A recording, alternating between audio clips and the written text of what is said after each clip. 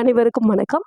Sivasankari life சென்டரிலிருந்து இந்த வீடியோவில் நம்ம பார்க்க போகிறது உடல் அல்லது மன சம்மந்தப்பட்ட டிசீஸ்க்கு மலர் மருந்துகளை நம்ம எப்படியெல்லாம் நாடலாம் அப்படிங்கிறத பற்றி தான் டீட்டெயிலாக பார்க்க போகிறோம்.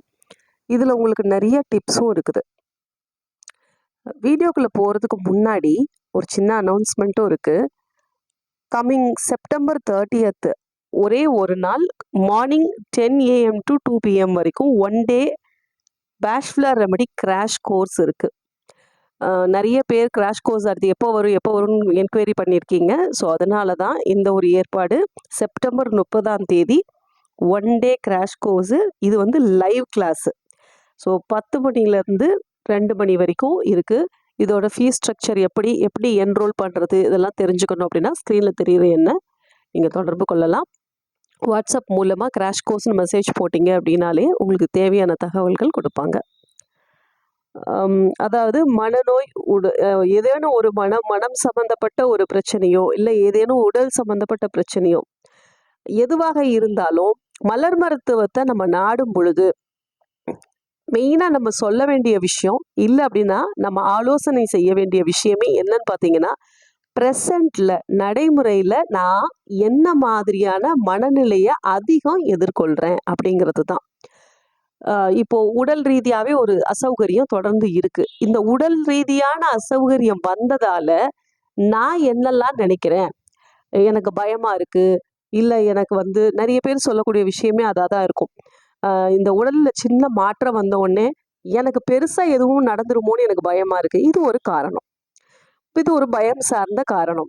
இல்லை அப்படின்னா உடலில் தொடர்ந்து நோய் வருது, எனக்கு வாழவே பிடிக்கலை அப்படின்னு சில பேர் சொல்லுவாங்க. அது ஒரு காரணம்.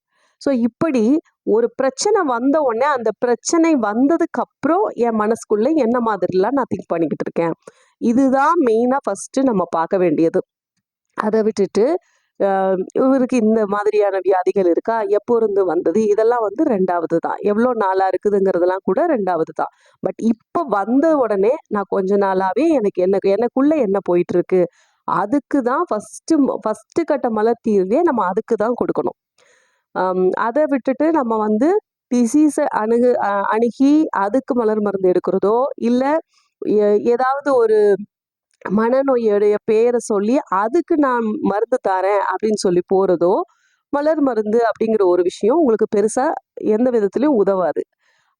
எந்த பிரச்சனை வந்தாலும் சரி, உங்களுக்கு மன ரீதியாக நீங்கள் ஏதோ ஒரு துன்பப்பட்டுட்டு இருக்கீங்க, இல்லை அப்படின்னா உடல் ரீதியாக ஏதோ துன்பப்பட்டுட்டு இருக்கீங்க, இது ரெண்டுக்கும் இப்போ ப்ரெசண்ட்டில் அந்த நிமிஷத்தில் உங்களுக்கு உள்ள என்னென்ன மாதிரி பிரச்சனைகள் மைண்ட் அளவில் ஓடிக்கிட்டு இருக்கு, இந்த பிரச்சனை எனக்கு வந்ததுக்கப்புறம் நான் எப்படியெல்லாம் ஃபீல் பண்ணுறேன், என் வாழ்க்கை எப்படியெல்லாம் மாறி இருக்கு, நான் எதை பற்றியெல்லாம் அதிகமாக திங்க் பண்ணுறேன், என்னோட வரிஸ் எல்லாம் எதை நோக்கி இருக்குது, என்னோட ஃபியர்ஸ் எல்லாம் எதை நோக்கி இருக்குது, இது வந்ததுனால நான் என்னோட ப்ரெசன்ட் லைஃப்பில் எவ்வளோ பாதிக்கப்பட்டிருக்கேன், இதெல்லாம் தான் நம்ம அட்ரெஸ் பண்ணணும், இதெல்லாம் தான் நம்ம கன்சிடர் பண்ணணும்.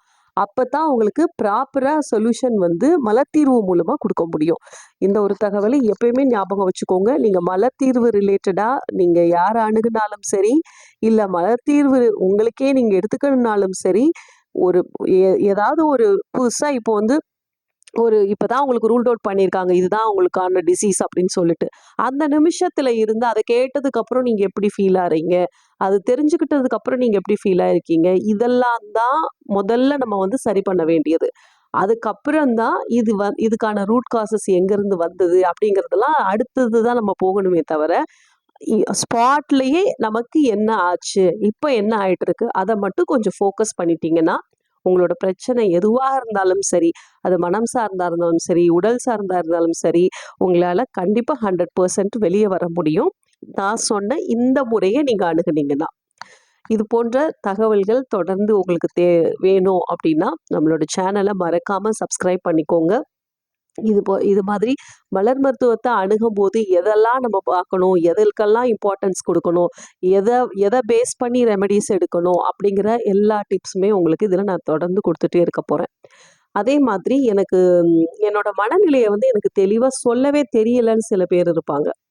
எனக்கு இதுதான் அப்படின்ட்டு எனக்கு சொல்ல தெரியல, எப்படி ஆரம்பிக்கிறதுன்னு தெரியல, இன்னும் நிறைய பேர் பார்த்தீங்க அப்படின்னா, எவ்வளோ பார்த்தாலுமே வந்து நம்மக்கிட்ட பேசக்கூடிய சில கிளைண்ட்ஸே சொல்றது என்னவா இருக்கும் அப்படின்னா, ஏதாவது ரெமெடி நேம் சொல்லி அந்த ஃப்ளவரோடைய நேச்சர் எனக்கு இருக்கு அப்படிங்கிற மாரிலாம் சொல்லுவாங்க.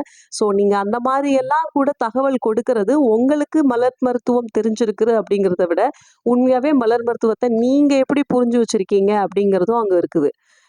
நான் ரீசெண்டா சந்திச்ச ஒரு கிளையண்ட்டே வந்து அதிகமா அவங்க சொன்ன விஷயம் என்ன அப்படின்னு பார்த்தீங்கன்னா, ஜெலசி அப்படிங்கிற வார்த்தைய அதிகமா யூஸ் பண்ணாங்க. ஆனா, அவங்க சொன்னது எல்லாமே எப்படி இருந்ததுன்னா, வில்லோங்கிற கேரக்டர் அப்படிங்கிறதையும் அவங்க திருப்பி திருப்பி சொன்னாங்க. ஸோ அவங்க அட்ரஸ் பண்ணது வேற ஒரு ரெமெடிக்குள்ள சிம்ப்டம்ஸ். ஆனா, தன்னை அவங்க வெளிக்காமிச்சுக்கிட்டது பார்த்தீங்கன்னா, வில்லோங்கக்கூடிய மலருக்கு நான் சொந்தக்காரி அப்படிங்கிற மாரி அவங்களாவே சொல்லிக்கிட்டாங்க.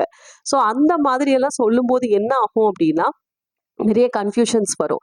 அதனால பொதுவா நீங்க வந்து மலர் மருத்துவத்த அணுகும்போது, உங்களோட இந்த பிரச்சனைக்கு அப்புறம் உங்களோட மனசுக்குள்ள என்னெல்லாம் ஓடிட்டு இருக்குங்கிற விஷயத்த மட்டும் நீங்க தெளிவா சொல்ல கத்துக்கிட்டீங்கன்னா, உங்களுக்கான மலர் தீர்வ சூஸ் பண்றது ரொம்ப ரொம்ப ஈஸி ஆயிடும். Thank you. அடுத்த ஒரு வீடியோல மீண்டும் நம்ம சந்திப்போம். உங்களுடைய தனிப்பட்ட ஆலோசனைக்கு ஸ்க்ரீன்ல தெரியிற எண்ண நீங்க தொடர்பு கொள்ளலாம்.